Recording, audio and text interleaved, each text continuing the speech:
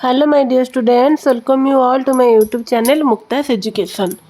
पिला माने तुमे समस्ते केमती अच्छा समर लर्निंग प्रोग्राम रे दिया जाइथिबा असाइनमेंट गुडी ठीक से करूथबो निहाती भाबे आमे पूर्व क्लास गुडी करे प्राय अष्टम सप्तम षष्ठ पंचम सब क्लास रो समर लर्निंग असाइनमेंट गुडी को क्वेश्चन गुडी को आंसर गुडी को आमे डिस्कशन करी लिखिजो ताले आज चलो चतुर्थ श्रेणी रो आमे सब समर लर्निंग प्रोग्राम रो असाइनमेंट रो क्वेश्चन गुडी को डिस्कशन करबा प्रथमे भाषा देखो ताले प्रथम प्रश्न देख भाई भौणी और सांगसाथी को टिकी टिकी पदटी को उपयुक्त भाव भंगी सह पढ़ी शुणाओ और मन रख से समतान शब्द गुड़ी को खोजी लेख जेपरी सिंधु बिंदु ताहले पिला माने तुमे टिकी टिकी पदटी को उपयुक्त भाव भंगी सह पढ़ी सांगसाथी और निज भाई भौणी मान को शुणाइब एबे से समतान शब्द गुड़ी को चलो खोजी लेखिबा ताहले समतान शब्द कहले कौन पिला माने राइमिंग वर्ड अर्थात एकापरी शुभा जाउथबा बा शुणा जाउथबा शब्द सेपरि हेबो सिंधु बिंदु धरा गढ़ा वन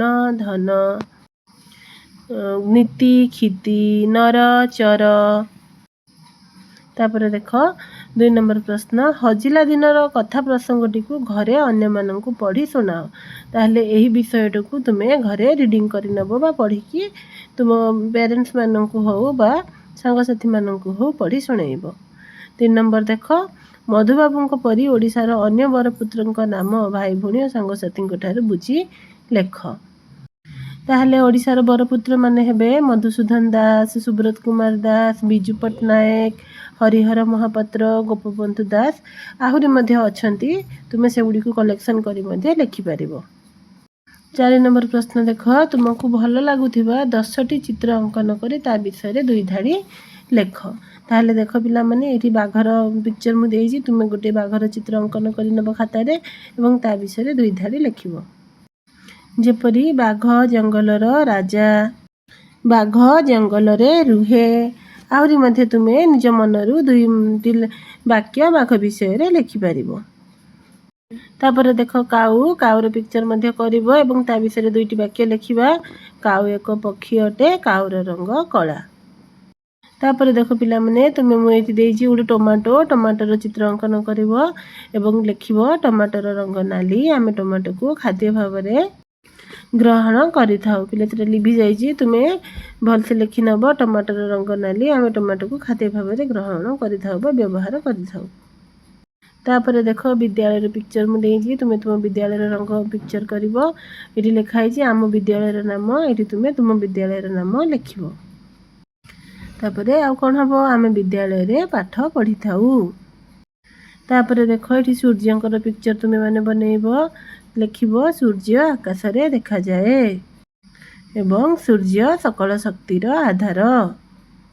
परवर्ती प्रश्न देख परवर्ती पिक्चर देख पिला माने मु गोटे पत्र नेइची कोन लिखिबो पत्रर रंग सबुज एवं पत्र को गछर रोषेईशाला बा रंधा घर कुहा जाए तापर देख तुमे माने निज खाता रे गोटे फूलर चित्र अंकन करिवो ताहले फूल विषय भी चलो लिखिबा फूल देखिबा को बहुत सुंदर एवं फूल को आमे पूजा करिबारे व्यवहार करू तापर देख माछर पिक्चर अंकन करिवो आ लिखिबो माछ पानी रे रुहे ओ माछ गालिसी सहायता रे श्वासक्रिया करिथाए परवर्ती पिक्चर देख पिला माने तुम खाता रे गोटे बेंगर ड्राइंग अंकन करिवो लिखिबो बेंग उभय जल स्थल रे रुहे बेंग वर्षा को देखि शब्द करे एबे देख गछर पिक्चर अंकन करिवो लिखिबो गछर जीवन अछि एवं गछ हमकु फूल और फल देइथाए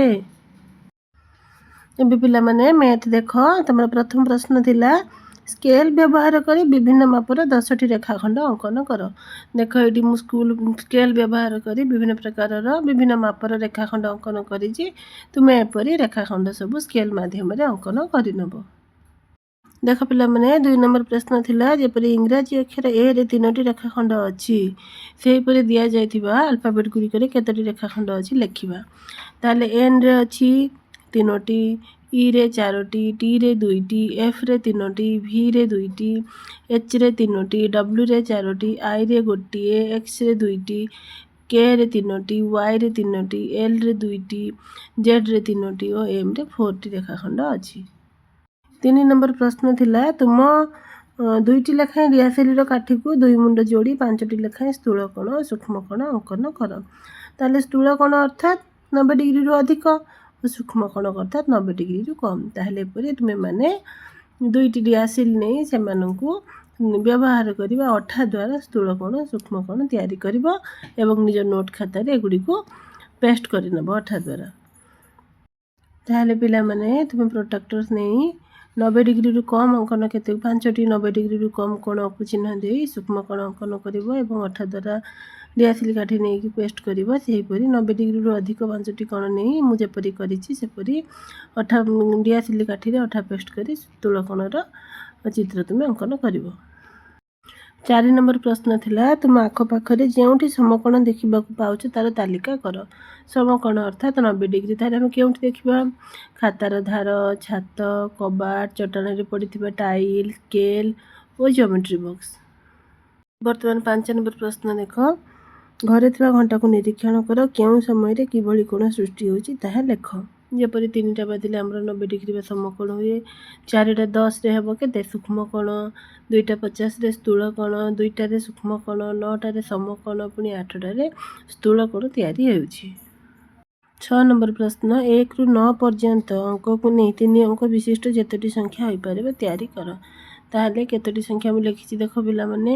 ଯେପରି 345, 925, 147, 868, 556, 985, 248, 344, 888, 612, 123 ଏବଂ 929। 7 ନମ୍ବର ଦେଖ। ତୁମ ଘରର କୋଠରୀ ବାରଣ୍ଡାକୁ ପାଦରେ ମାପ, କବାଟ ଝରକାକୁ ହାତରେ ମାପ, ଖାତା ବହିକୁ ଅଙ୍ଗୁଳିରେ ମାପି ଲେଖ।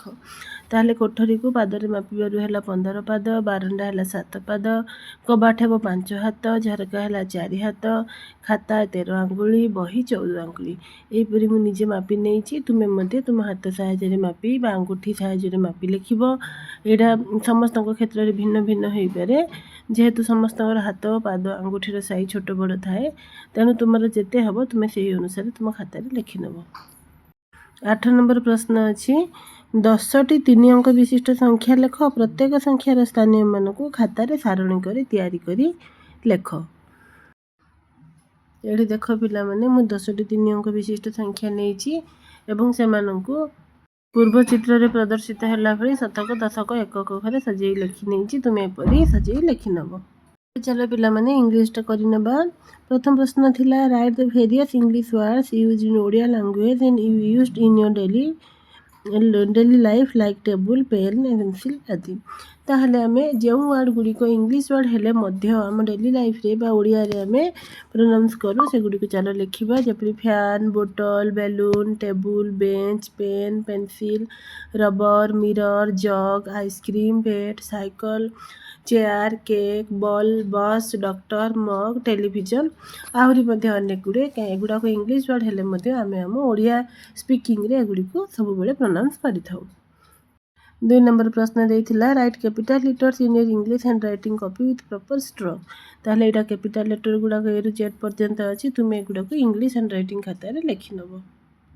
3 ନମ୍ବର ଅଛି write the counting numbers from 1 to 20 in word. ତାହେଲେ 1 ରୁ 20 ଗୁଡ଼ା ଲେଟର ଗୁଡ଼ିକୁ ବା ନମ୍ବର ଗୁଡ଼ିକୁ ଆମେ ନମ୍ବରରେ ଲେଖିବା। ଅର୍ଥାତ୍ 1 ONE, 2 TWO, 3 THRE3, 4 FOUR4, 5 FIVE5, 6 SIX6, 7 SVEN7, 8 EIGHT8, 9 NINE9 ଏବଂ 10 TEN10, 11 ELEVEN11, 12 TWELVE12, 13 THIRTEN, 14 FOURTEN, 15 FIFTEN, 16 SIXTEN, 17 SEVENTEN, 18 EIGHTEN, 19 NINETEN ଏବଂ 20 ହେଉଛି TWENTY20।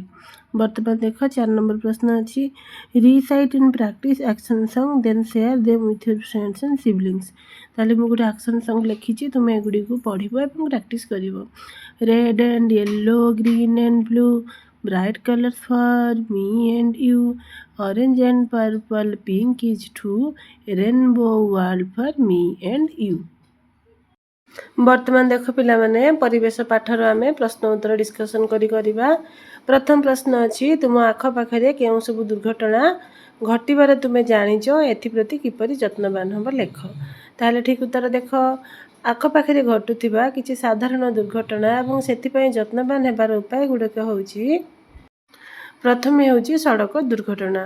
ଯତ୍ନବାନ ହେବାର ଉପାୟ ହେଉଛି ସଠିକ୍ ଭାବେ ଗାଡ଼ି ଚଲାନ୍ତୁ ଏବଂ ହେଲମେଟ୍ ସିଟ୍ ବେଲ୍ଟ ପିନ୍ଧନ୍ତୁ, ଯାତାୟାତ ନିୟମ ମାନନ୍ତୁ, ମଦ ଖାଇ ଗାଡ଼ି ଚଲାନ୍ତୁ ନାହିଁ। ଏବେ ଦେଖିବା ଘରେ ଅଗ୍ନିକାଣ୍ଡ ହେଲେ ଆମେ କେଉଁ ଉପାୟ ଅବଲମ୍ବନ କରିବା।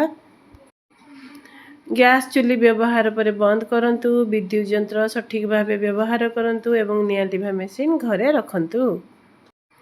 ଯଦି ବିଦ୍ୟୁତ୍ ଦୁର୍ଘଟଣା ହେଉଛି, ଯତ୍ନବାନ ହେବାର ଉପାୟ ହେଉଛି ତରଳ ଜିନିଷ, ଧାତୁ ଜିନିଷ ବିଦ୍ୟୁତ୍ ଠାରୁ ଦୂରେଇ ରଖିବା, ବିଦ୍ୟୁତ୍ ତାର ଛିଡ଼ି ଯାଇଥିଲେ ତାରକୁ ଛୁଇଁବା ନାହିଁ।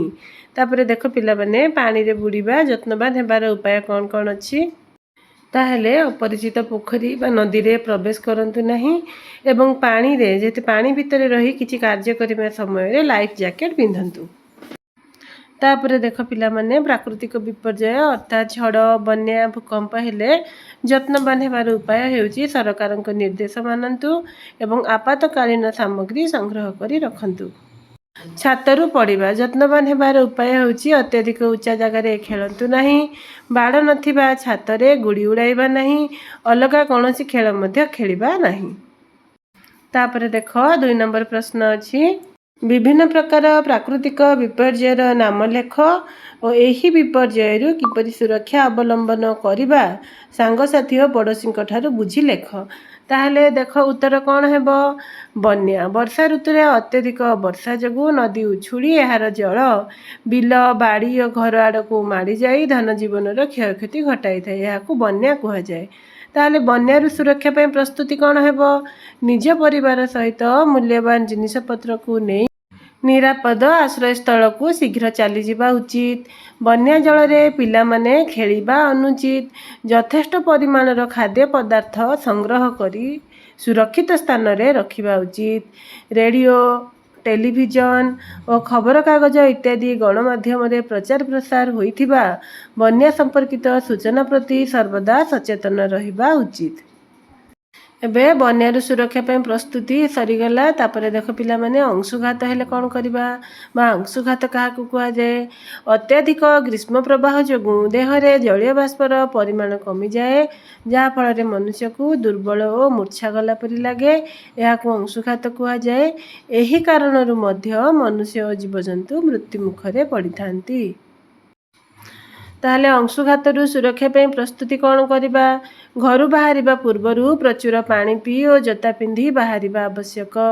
ଘରୁ ବାହାରିବା ସମୟରେ ଛତା, କଳ ଚଷମା, ଓଦା ଗାମୁଛା, ଟୋପି ସହ ପାଣି ମଧ୍ୟ ନେବା ଉଚିତ। ଟାଣ ଖରା ସମୟରେ ଘରୁ ବାହାରିବା ଅନୁଚିତ। ବର୍ତ୍ତମାନ ବଜ୍ରାଘାତ। ସାଧାରଣତଃ ବର୍ଷା ଦିନେ ତୁମେମାନେ ଆକାଶରେ ହଠାତ୍ ଆଲୋକ ସହ ବଡ଼ ବଡ଼ ଧରଣର ଶବ୍ଦ ଶୁଣିଥିବ, ଏହାକୁ ବିଜୁଳି ଓ ଘଡ଼ଘଡ଼ି ବା ବଜ୍ରପାତ ବୋଲି କୁହାଯାଏ। ବାୟୁମଣ୍ଡଳର ଉପର ଓ ତଳ ଜଳକଣା ବାହି ଏବଂ ବାୟୁର ଘର୍ଷଣ ଫଳରେ ଏହା ସୃଷ୍ଟି ହୋଇଥାଏ, ଏହାଦ୍ୱାରା ମଧ୍ୟ ବହୁ ଲୋକ ମୃତ୍ୟୁବରଣ କରିଥାନ୍ତି। ତାହେଲେ ବଜ୍ରପାତରୁ ସୁରକ୍ଷା ପାଇବା ପାଇଁ ଉପାୟ ଶୁଣିବା। ଘର ଭିତରେ ଥିବା ବେଳେ ଝରକା କବାଟ ବନ୍ଦ କରିବା, ଘରେ ବ୍ୟବହାର କରୁଥିବା ବୈଦ୍ୟୁତିକ ଉପକରଣ ଗୁଡ଼ିକୁ ବନ୍ଦ କରିବା, ରାସ୍ତାରେ ଯାଉଥିବା ସମୟରେ କୌଣସି ଗଛ ତଳେ ଆଶ୍ରୟ ନ ନେଇ ତୁରନ୍ତ ପାଖରେ ଥିବା ପକ୍କା ଘରକୁ ଚାଲି ଆସିବା ଉଚିତ। ସାଇକେଲ ନ ଚଳାଇ ନିରାପଦ ସ୍ଥାନକୁ ଚାଲିଯିବା ଉଚିତ। ବର୍ତ୍ତମାନ 3 ନମ୍ବର ପ୍ରଶ୍ନ ଦେଖ, ରାସ୍ତା କଡ଼ରେ ଦିଆଯାଇଥିବା କେତୋଟି ସଂକେତର ଚିତ୍ର ଅଙ୍କନ କରି ଏହି ସଂକେତଟି କେଉଁ ସୂଚନା ଦେଉଛି ଲେଖ। ତାହେଲେ ପିଲାମାନେ ଦେଖ, ଗୋଟିଏ ପଟରେ ଡାହାଣ ପଟରେ ସଂକେତ ଗୁଡ଼ିକର ଚିତ୍ର ଅଛି ଏବଂ ବାମ ପଟରେ ସୂଚନା ଦିଆଯାଇଛି। ଯେପରି ପ୍ରଥମ ସଂକେତର ଅର୍ଥ ହେଲା ଦୂରତା ଏବଂ ଦ୍ୱିତୀୟ ସଂକେତର ଅର୍ଥ ଅଛି ଆଗରେ ରାସ୍ତା ମରାମତି ଚାଲିଛି, ତେଣୁ ରାସ୍ତା ବନ୍ଦ ଅର୍ଥାତ୍ କ୍ଲୋଜ୍ଡ ଲେଖାହେଇଛି ଏବଂ ତୃତୀୟ ସଂକେତଟିରେ ଗାଁଟିର ନାମ ବା ନାମ ଫଳକ ଲେଖାହେଇଛି। ଏପରି ଚିହ୍ନ ଥିଲେ ଯେକୌଣସି ଗାଁର ନାଁକୁ ଏହା ଦର୍ଶାଇଥାଏ।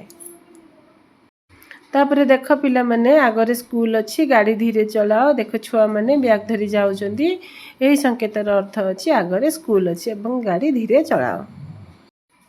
ତାପରେ ଦେଖ, ଆଗରେ ଅଣଓସାରିଆ ପୋଲ ଅଛି, ଅନ୍ୟ ଗାଡ଼ି ଆସୁଥିଲେ ଅପେକ୍ଷା କର।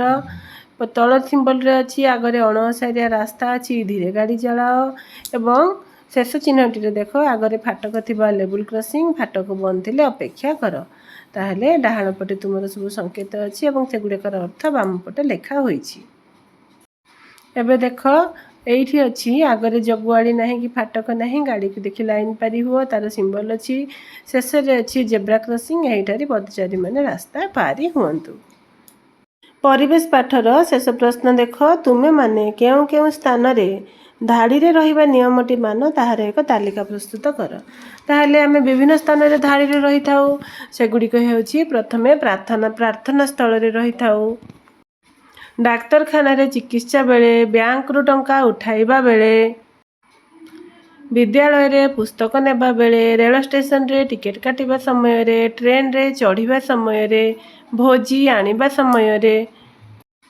एबे चलो पिला माने विज्ञान प्रश्न टी को डिस्कशन करिबा ताहले प्रश्न अछि विभिन्न प्रकार औषधीय पत्र गुडी को संग्रह करे निज खाता रे लगाओ पत्रर नाम लेख ताहले प्रथमे मु देइछि देखो लिंब पत्र तुमे एपरि लिंब पत्र कलेक्शन करी निज खाता रे अठारे पेस्ट करिवो यह एक औषधीय पत्र अटे यहाँ पर अच्छी बेलपत्र तुमे एपरी बेलपत्र नहीं तुम नोटबुक रे पेस्ट करि पारिबो यहाँ पर अच्छी दुदुरा पत्र एबे अच्छी आमर जुआणी पत्र यही चित्रटी होची समस्ते तो जानिथिबो पिला माने यह होची पिजुली पत्र एवं यही चित्रटी होची बाई पिक्चर रे जो पत्रटी अछि तार ना होची पोकोसुंगा पत्र एवं यही पत्रटी होची आमर एलोवेरा बा घी कुआरी मध्ये कहा जाए घी कुआरी भी कहीं कहीं कहती तुमे यही फोटो भी आनी तुमे कॉपी तुम कॉपी रे वेस्ट करि पारिबो परवर्ती प्रश्न देख जल को आम क्यों क्यों काम व्यवहार करूँ ताहार एक तालिका प्रस्तुत कर प्रथमे जल को पानीय व्यवहार करूँ जपरी मनीष प्राणी पीवा पुणी कृषि रे व्यवहार हुए चाषपाई जलसेचन करा जाए गाधोइबा और सफेई जपरी पोछिबा धोइबा परिष्कार करबा शिल्प क्षेत्र में विभिन्न उत्पादन प्रक्रिया रे एवं शक्ति उत्पादन क्षेत्र में जल विद्युत शक्ति उत्पादन एवं परिवेश रे जीवजगत परिवेश संतुलन रक्षा करिबारे व्यवहार होता है 2 नंबर प्रश्न देख 3 नंबर प्रश्न पिला माने प्रश्न अच्छी तुम परिवेश रे देखुवा विभिन्न गछ को निम्न सारणी रे सजाई खातार लेख से तो किसी सारणी दिया जाएनी तथापि मुझे आम परिवेश रे गछ देखा जाए वृक्ष देखा जाए कैटेगरी अनुसार लिखिदेची जपरी लता थी गछ है कलरा गछ कांकड़ गछ काकुड़ी गछ एवं डाल शाखा थी गछ होची आंब गछ अस्वस्थ गछ पिजुली गछ सेहीपरि बुदालिया गछ होची धान गछ अन्नपूर्णा गछ एवं सान गछ से भी आसूची बैगण गछ भेंडी गछ लंका गछ शेष प्रश्न अच्छी खाद्यर सारणी करी 5टी खाद्यर नाम लेख सही खाद्य मिलुथिबा खाद्य सारर उपकारिता गुड़िक लेख ताहले खाद्य प्रथम खाद्य है चाउल एथिरे खाद्य सार अच्छी श्वेत सार यह कार्य करने पई शक्ति जोगाई थाए तापरे आसीबो हमर खाद्य डाली डाली रे खाद्य सार अच्छी पुष्टि सार उपकारिता होची शरीर गठन रे सहाय्य करे स्नायु चर्म बाल और नख गठन करिथाए एबे देख खाद्य है रुटी खाद्य सार श्वेत सार यह कार्य करने पई शक्ति जोगाई थाए परवर्ती खाद्य होची छतु खाद्य सार अच्छी पुष्टि सार उपकारिता यह शरीर गठन रे सहाय्य करे एवं स्नायु चर्म बाल गठन और नख गठन करिथाए परवर्ती खाद्य लिखाई क्षीर खाद्य सार अच्छी जीव सार उपकारिता शरीर रे रोग प्रतिरोधक शक्ति वृद्धि करे ताहले पिला माने एठी तो तुमर सब प्रश्न उत्तर सरीगला वीडियोटी को भल लगे लाइक शेयर कमेंट सब्सक्राइब निहाती करिवो आ वीडियोटी को देखिथिबारु तुम समस्त को थैंक यू।